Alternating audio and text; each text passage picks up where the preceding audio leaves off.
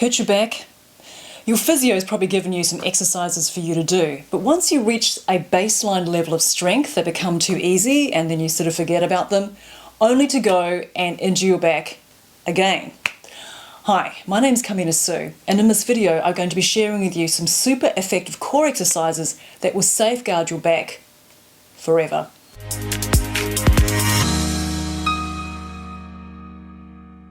So what we're going to look at here is we're going to be working with some exercises that are going to help us to develop what's called anti-rotational core strength. So this first exercise here is a really good one if you're new to this kind of thing, which will help to connect the front and back of your core together, and you'll really understand the feeling that you need to be recreating when you're doing these exercises. So let's go ahead and lie on our back. And we're going to really press our rib cage into the floor. So pressing the rib cage into the floor, pressing my lower back into the floor. We're going to take an inhalation, bringing the knees up, so the knees are directly over the top of the hips. We're placing our hands on the front of our thighs. I'm really engaging the feet here. I'm taking an inhalation here. I'm exhaling. I'm pressing my thighs into my hands and my hands into my thighs, keeping the rib cage glued into the ground. Now by doing this, you should be feeling like a really strong hollowing out here of the lower belly as you're creating like isometric action between your hands and your legs.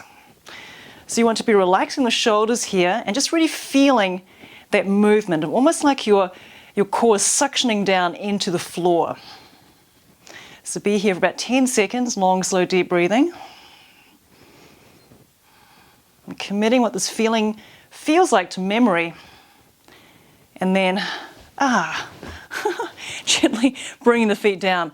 It's very interesting. So this exercise is quite simple, but it can actually be quite strong and very effective if you're new to these. So we're going to now memorize what that feeling felt like, and we're going to apply that to some different exercises, including the dead bug.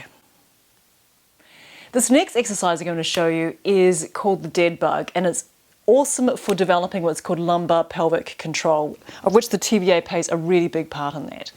So often when we don't have a lot of stability in our lower back, in the lumbar pelvic area, that can be a cause of aggravating back pain, and it also means that you cannot do what I call full body tension, where we're actually recruiting all the musculature in our body to be able to do things like do a push-up or a pull-up and have the body in one line. Okay, so it's the ability to be able to generate tension in the body to be able to produce force.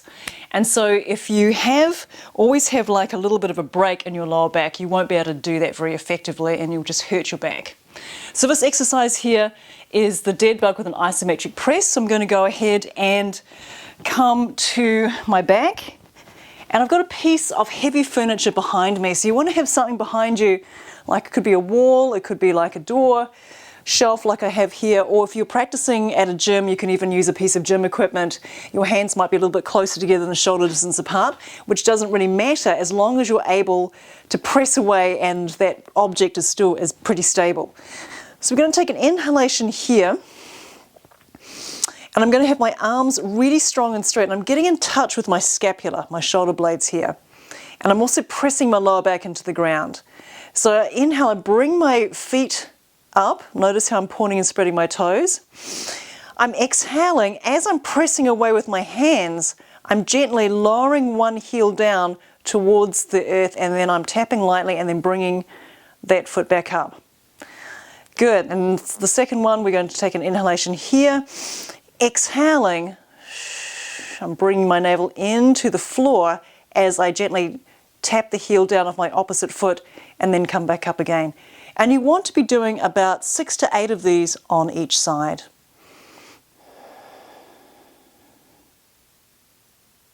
So this next exercise we're going to be moving into is a little bit of a jump in strength, but you will also get a ton of benefit from these. And these are called the LSITs.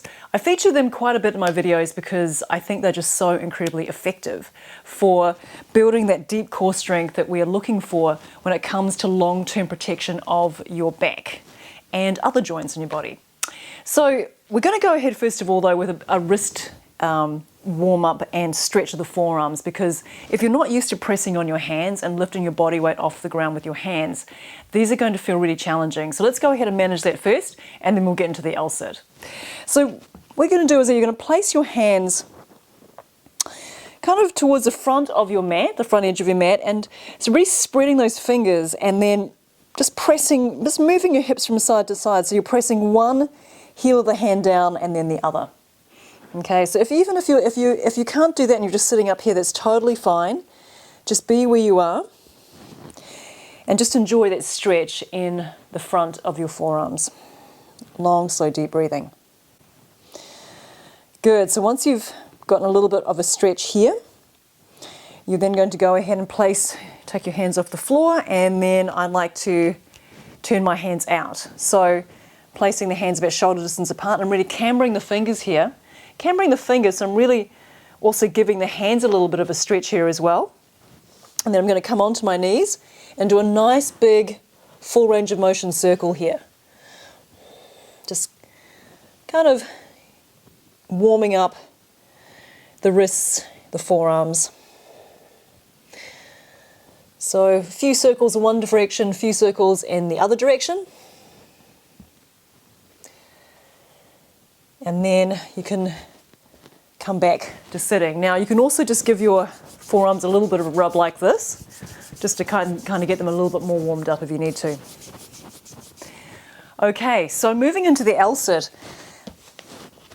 you want to take a couple of yoga blocks. If you don't have yoga blocks, you can use books, and just know that the higher you have your hands, the more pressing power you'll have when it comes to lifting yourself off the floor. Which, if you are really new to this kind of stuff, you might want to think about that. So you can even just turn the blocks to a height like this. So you want to make sure that your hands are pointing straight ahead, like the middle finger's pointing straight ahead. Don't turn your hand out like this, okay, which is actually very, very common. Because you will hurt your wrists over time. So you want to have your middle finger pointing straight ahead. You want to spread those fingers as much as you can, much like it was we were doing before on the floor when we were doing our warm-ups. And we're going to take an inhalation, rolling the shoulders away from your ears. Exhaling, short, sharp exhalation I find is helpful to get your butt off the ground, like this. Shh. Okay, so once you're here, you might just be right here. If you have the strength already, you can go ahead and pull those hips back. Okay, so pulling the hips back will develop over time. Okay, so don't worry if you can't do it right away. So you're going to be here for start off with about 20 seconds and then work your way up to 30 seconds. So the next group of muscles that we're going to be taking a look at and strengthening are the glutes. And the glutes are really, really important because they actually help to protect your lumbar spine from excessive movement, and they also help to protect your hips. So having strong and activated glutes is really, really important. And of course, glute training has become so popular now with people like Brett Contreras, the glute guy, and also way back before him, Louis Simmons helped claim that he actually healed his lower back through doing reverse hypers, an exercise that I'll show you in a little bit that you can do easily at home without having to use a machine. You can just use a chair and a band. But the first exercise we're going to take a look at is the glute bridge. So the glute bridge works, especially if you have a block between your thighs, it actually works primarily what's called the glute maximus, which is, and if you think about glute anatomy, that's actually the biggest part of your butt. It's like the cheek of your butt, so to speak. And so to really target this really well, we're going to be placing a block in between the thighs. So go ahead and come onto your back. And you want to have your feet sort of fairly close into the buttocks, but not as much as if you're, say, doing a bridge pose in yoga. You want to be maybe having the feet a teeny bit further away from you. I like to spread my toes, lift the arches, and I'm really squeezing the block here. I'm also going to take an inhalation, bringing the arms up towards the ceiling, with the knuckles up towards the ceiling. Exhaling, I'm driving my elbows on either side of my body and really holding these fists strongly. So that actually helps to target the glutes even more. And then taking an inhalation, coming up, and exhaling, coming in, squeezing the block, and don't let your butt touch the ground. You're kind of hovering just above the floor as you bridge yourself up and down. And see if you can really dig those those tips of your elbows into the floor as you're doing this and really feeling those glutes activating.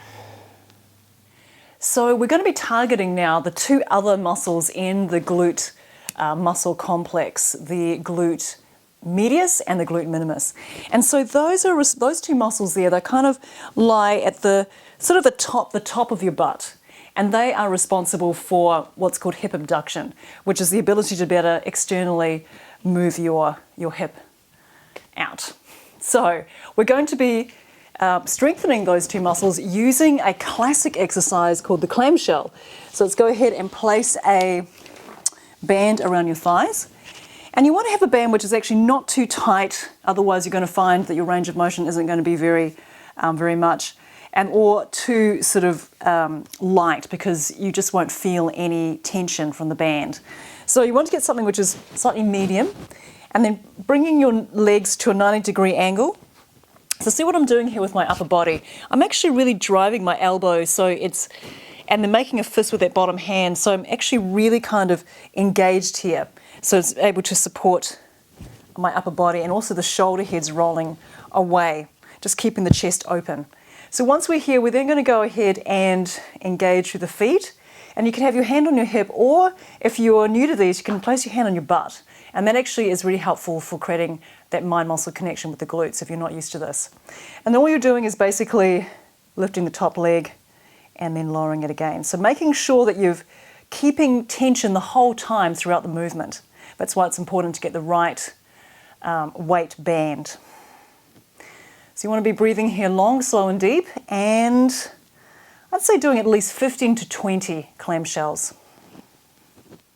So this last core exercise I'm going to show you today is a really great one if you do suffer from chronic lower back pain, because it really will get those glutes firing as well. And this is this is like a modified version of the exercise that Louis Simmons used to heal his own back of West Side Barbell after lifting really heavy.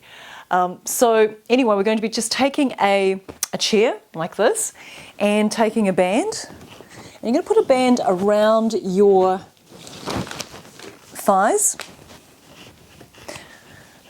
And then you're going to come to the chair and put the very front of your hips onto the very edge of the chair. And then you're going to go ahead and take a hold of the legs like this and hold onto the chair as you let your legs dangle, and then bringing the feet up, inhaling here, exhaling, doing a frog kick out. So you're really kicking out with your heels. So making sure the shoulders are away from the ears, and you're also really feeling your glutes squeezing here as you extend the legs. So there you have it. Those are my favorite exercises to do if you have a chronic lower back pain. Once again, consistency is key. So if you do these exercises at least 3 to 5 times a week, you'll notice a huge difference in your pain levels and your overall strength. If you like this video, please subscribe. I appreciate it, and I'll see you in the next video.